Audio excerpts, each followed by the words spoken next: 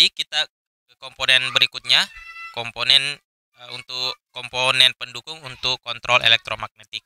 Kita lihat dari tayangan slide dari e-modulnya.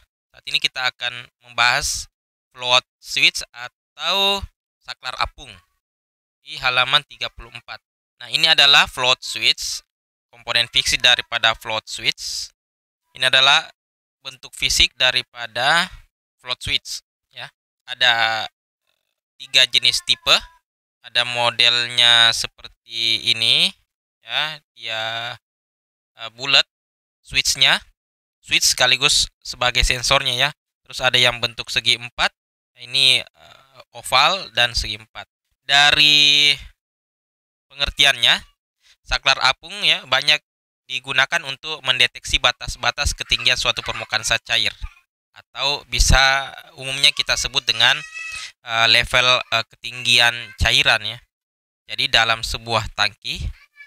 Nah, terus ini pipa keluarannya, terus ini pipa masuk. Jadi ini float switch. Saya ganti warna untuk float switchnya, ya. Jadi float switch.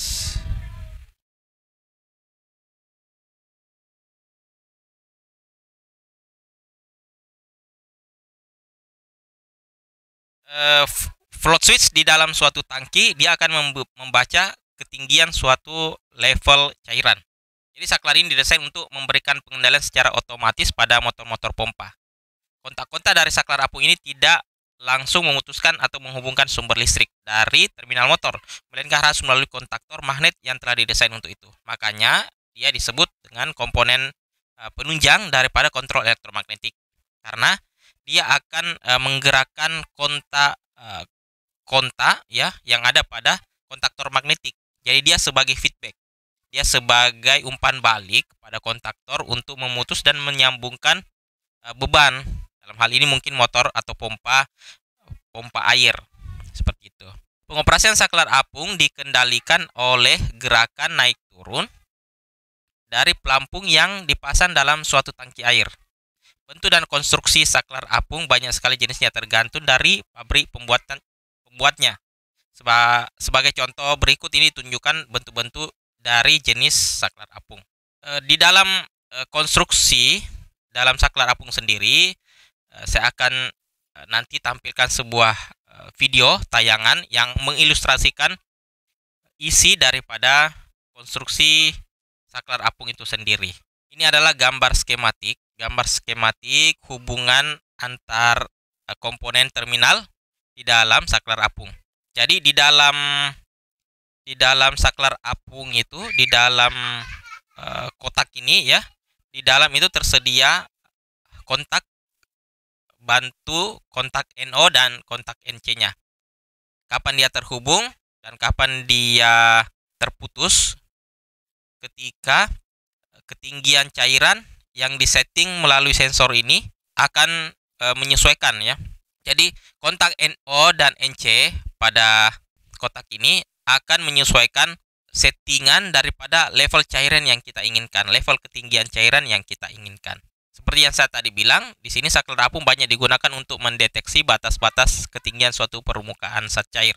Sangat sederhana konstruksi daripada saklar apung ini. Nah, teman-teman, nanti saya akan coba menampilkan sebuah video tayangan cara menginstalasi saklar apung ini dan apa saja isi daripada konstruksi saklar apung. Oke, mungkin seperti itu. Teman-teman bisa simak video berikut ini untuk lebih memperjelas lagi, menambah informasi tentang saklar apung yang teman-teman nanti akan gunakan di kehidupan sehari-hari.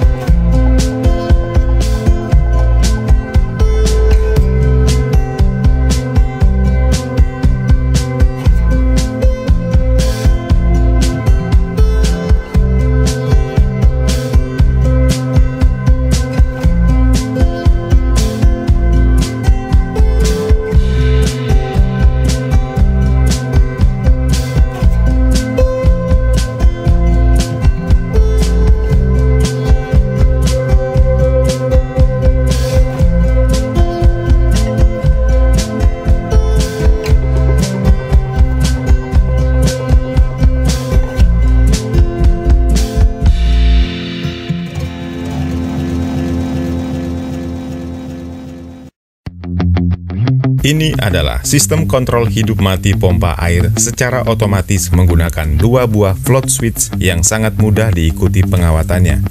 Ada banyak sistem kontrol pompa air yang sudah saya bahas sebelumnya, yaitu sistem kontrol menggunakan radar dan WLC yang masing-masing link videonya ada di pojok kanan atas. Cara tersebut bisa Anda pilih sebagai alternatif untuk kontrol di dalam sumber air dan toren. Untuk itu maka kita butuhkan 2 buah float switch. Di dalam ada float switch yang sudah dilengkapi dengan pemberat di dalamnya dan lembar petunjuk penggunaan. Kemudian saya buka float switch kedua dengan merek yang berbeda. Di balik kotak terdapat data spesifikasi dan ilustrasi isi komponen di dalam float switch. Float switch berisi 3 kabel berwarna biru, coklat, dan hitam yang bisa berfungsi sebagai terminal normally closed dan normally open.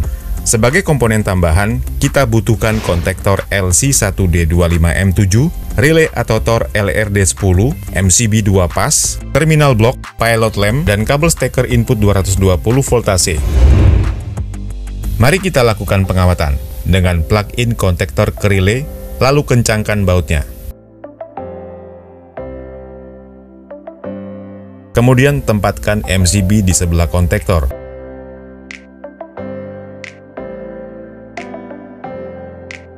Plug-in kabel hitam dari output MCB menuju ke terminal L1 kontaktor.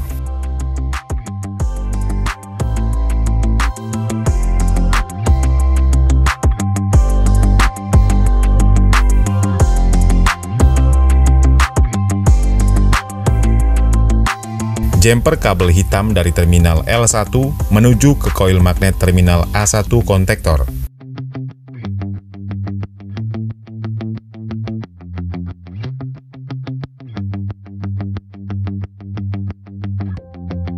Plug-in kabel biru sebagai netral ke output MCB menuju terminal 95 NC relay.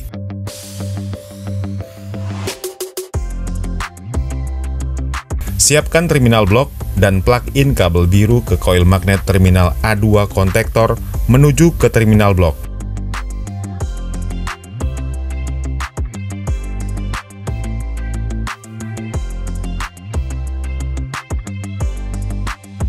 Plug-in kabel biru ke terminal 96 NC relay menuju ke terminal blok yang berlaku sebagai pemutus atau penghubung melalui float switch. Sebelum pemasangan float switch, saya jelaskan terlebih dulu posisi dan fungsi warna kabel pada float switch. Terdiri dari 3 kabel berwarna biru, coklat, dan hitam. Switch akan off jika float switch mengapung. Sebaliknya, jika float switch tenggelam, maka switch akan on. Kita lihat pengetesannya dengan multitester. Saat pelampung saya naikkan, jarum penunjuk ke posisi 0, dan ketika pelampung saya turunkan, jarum pada multitester menunjuk ke posisi 1. Maka dari itu, float switch biru ini akan saya tempatkan di dalam tandon. Kembali ke float switch kedua, kita gunakan kabel berwarna coklat dan hitam.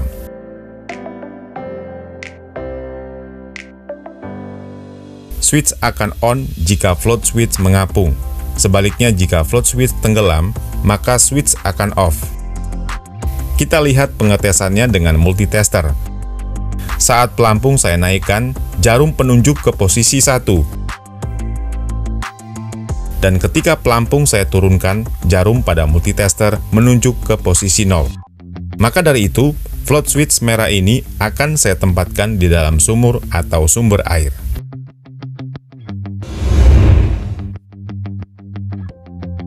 Plug-in kabel biru float switch dan kabel coklat ke terminal blok sebagai kontrol pada tandon.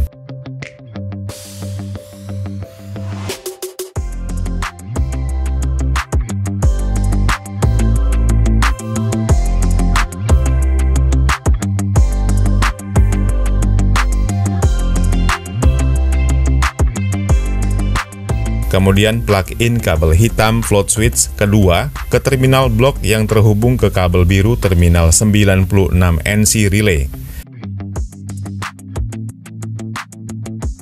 Kemudian plug-in kabel coklat ke terminal blok.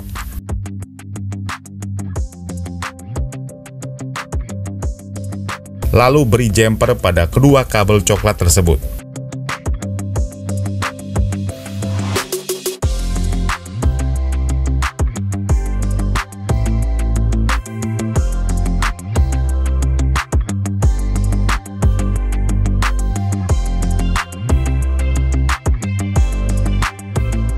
Plug-in kabel steker input 220 volt AC ke input MCB.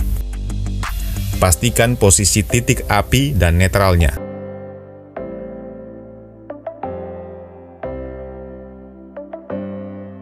Jumper kabel biru sebagai netral dari input MCB menuju ke input L2 kontaktor.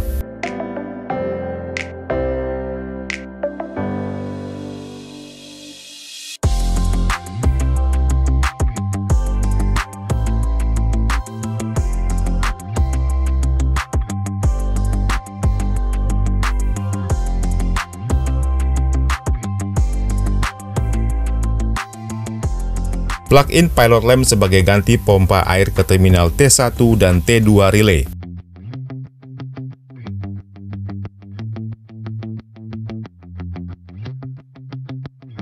Sampai di sini pengawatan sudah selesai. Mari kita lakukan pengetesan. Kita naikkan MCB. Mari kita simulasikan cara kerja kedua float switch. Saya naikkan float switch merah yang ditempatkan di dalam sumur sebagai simulasi bahwa sumber air atau sumur terisi air yang cukup untuk dipompa. Kemudian saya turunkan posisi float switch biru yang ditempatkan di dalam toren atau tandon sebagai simulasi bahwa toren kosong. Maka secara otomatis pilot lamp menyala. Masih pada float switch biru, saya coba naikkan sebagai simulasi air telah terisi penuh di dalam tandon, maka secara otomatis pilot lamp padam. Jika air habis di dalam tandon, maka pelampung akan turun dan pilot lamp akan menyala kembali. Jika sumber air di sumur habis, maka pelampung merah akan turun, maka secara otomatis pilot lamp akan padam, dan begitu terus berulang-ulang secara otomatis. Oke, demikian simulasi pengawatan kontrol pompa air otomatis menggunakan 2 buah float switch. Semoga bermanfaat. Jika Anda suka dengan video ini, please di-like, dan jika ada pertanyaan tinggalkan pesan di kolom komentar. Dan sampai jumpa di video berikutnya.